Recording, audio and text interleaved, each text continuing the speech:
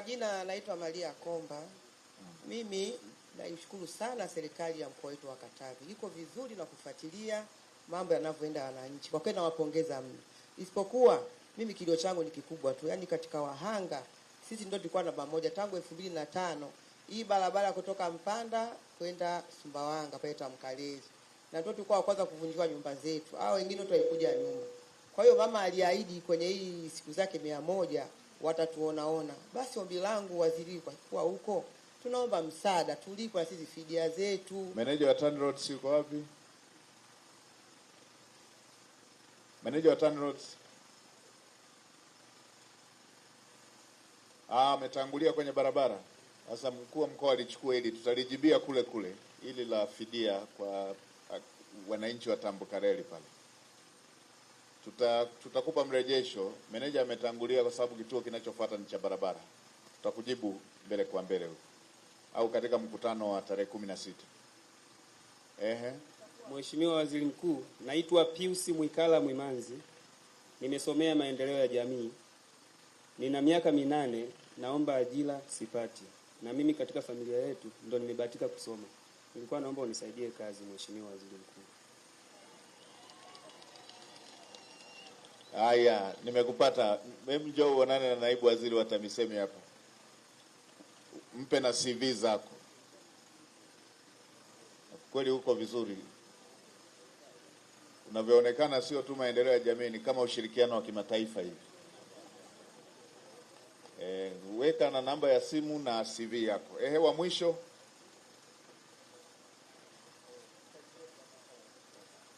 Kwa jina naitwa Albina Paulo Chundu.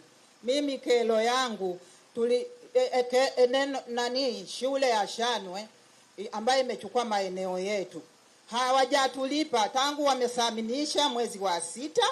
Alafu kila siku wanakuambia nenda kwa mkurugenzi, nenda kwa nani, kwa kuwa tukusoma. Tunazubaishwa tu. Lakini hatujapata wala karatasi, tumepigwa picha. Mpaka hivi sasa hatujalipwa. Mkurugenzi yuko wapi? Mkurugenzi wa halmashauri. Hebu tuambie mnawalipa lini mliochukua maeneo yao?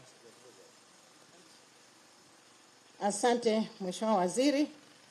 Nawatambua kabisa wananchi hao na tunashukuru kupata lile eneo kwa ajili ya kujenga shule za sekondari. Tayari uthamini umeshafanyika. Kuna makundi mawili. Moja ina milioni 28 na nyingine milioni 11. Na tayari kitu ambacho nimewasiliana nao ni kuwapa taarifa ya hali ya uthamini, lakini pili tayari tumeshaweka kwenye budget kuhakikisha kwamba Julai mapema tunawalipa. Asante Mheshimiwa Waziri. Nawalipa Julai. Ndiyo mkuu. Kadirieni, na hata hapa niliambiwa kulikuwepo na hayo mambo ya fidia hapa kwenye mradi wetu huu. Na yenyewe mkae mapema na wale wahusika, Mheshimiwa mkuu wa mkoa, walipeni fidia yao. Kaeni limalize hilo, walipeni fidia yao. Sasa kaa na yule mama umwambie kwamba mnamlipa Julai. Ameenda wapi mama? Mama kaa na mkurugenzi hapo. Mama yuko wapi? Yule aliyeleta hoja. Haya, onana naye awaambie na wenzake kwamba mnawalipa Julai. Yule ndugu yangu hawa mwisho, mpeni huyo hapo.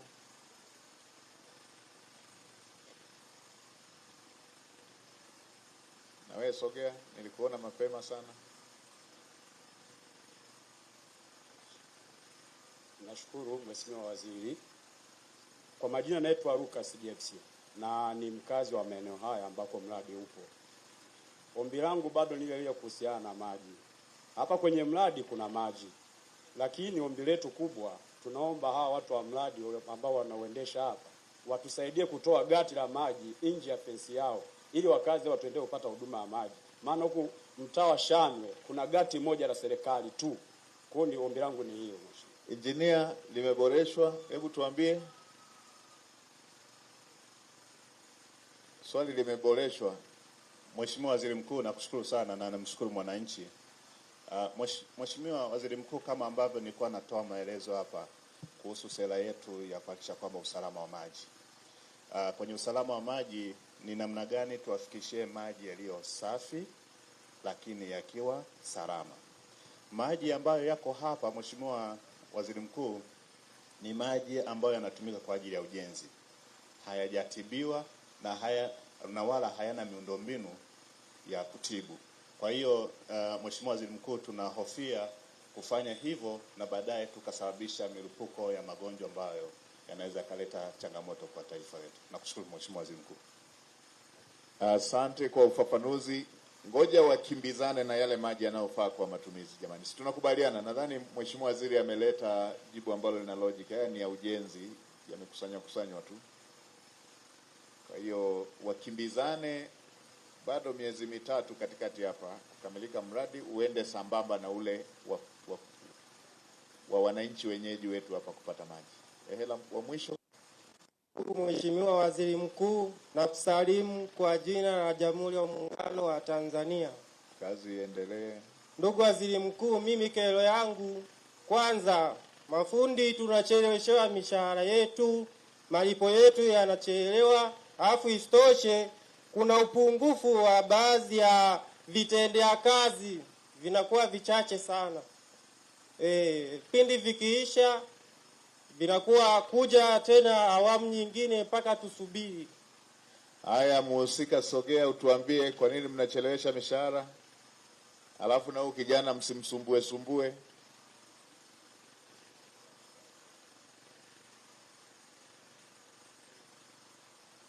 Jina lako nani? Wangu naitwa Abubakari Chacha Muhegi. Amangana Sokoro. Amangana Mbuyagari. Mbuyauri. Mbuyagari mu. Na Mahia Sokoro. Sasa Mheshimiwa huyu kijana katibu, mchukue na namba yake. Watu wengine wakiulizwa maswali wanaanzaga kuwasumbua vijana. Mheshimiwa Waziri, tuambie mishahara pamoja na vitendea kazi, nani anayejibu?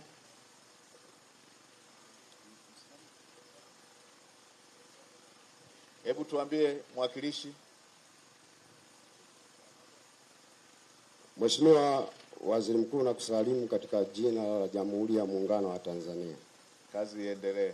Kwa jina anaitwa Bernard Nazis Mapunda, ni sub contractor katika hii project ya maji hapa. Niseme tu kweli kwamba kuna baadhi ya mambo yana uhalisia na baadhi ya mambo hayana uhalisia.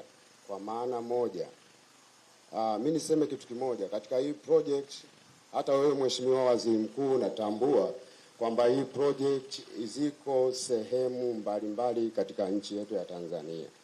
So kama kuna jambo la ucheleweshaji wa material hapa pale ni jambo la kibinadamu. Hata kama contractor mwenyewe muhindi anachelewesha, inatokea tu, lakini sio kwamba material zinachelewa kwa muda ambao ni mrefu sana.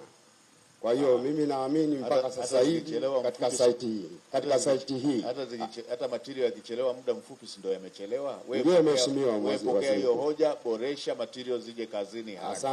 Asante sana.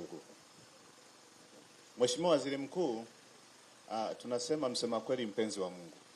Ni kweli kabisa tumebaini kuna maeneo ambayo kwanza kwenye changamoto ya mshahara na kiwango cha mshahara tulielekeza kuhakikisha kwamba wanalipo kulingana na kima cha chini cha serikali, na tukaweka maelekezo kwa wasimamizi wetu kuona kuwa tunapitia kama wanalipo kama inavyotakiwa. Lakini pia kulikuwa na changamoto tumeona katika maeneo mengi ucheleweshaji wa material, lakini hili pia linatokana na uzalishaji na kiwango kinachohitajika kwa pamoja.